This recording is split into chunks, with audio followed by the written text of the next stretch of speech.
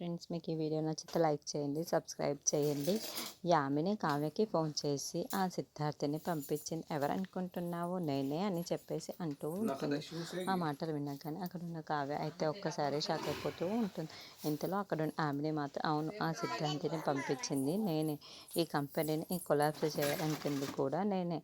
ఇప్పుడు నీ కంపెనీని నీ చేతులతో ఎలా చేజార్చుకుంటావో నేను నా కళ్ళారా చూసుకుంటాను అని చెప్పేసి అంటూ ఉంటుంది. ఆ మాటలకి అక్కడున్న కావ్య అయితే ఏం మాట్లాడకుండా మౌనంగా చూస్తూ ఉండిపోతుంది.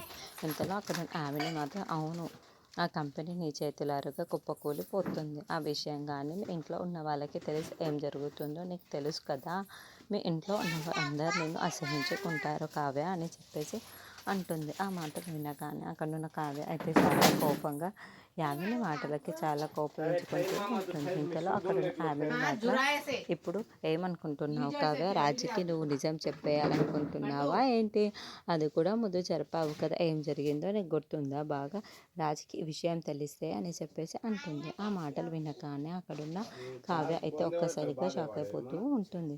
ఇంతలో అక్కడ ఆమెని మాత్రం ఇప్పుడు ఏం చేయాలన్నా సరే నా హెల్పే నువ్వు తీసుకోవాల్సి ఉంటుంది, ఏం చేయాలన్నా సరే నేనే చెప్పాల్సి ఉంటుంది అని చెప్పేసి అంటుంది. ఆ మాటలకి అక్కడున్న కావ్య ఏమీ మాట్లాడకుండా మౌనంగా చూస్తూ ఉండిపోతుంది. ఇంతలో అక్కడున్న ఆమెని మాత్రం నేను చెప్పినట్లుగా అంత నీకు మంచి జరుగుతుంది అని చెప్పేసి ఫోన్ కట్ చేసేస్తుంది. ఇంతలో రాజు కావ్య దగ్గరికి వస్తూ ఉంటాడు. అది చూసి అక్కడున్న కావ్య మాత్రం ఒక్కసారిగా షాక్ అయిపోతూ ఉంటుంది.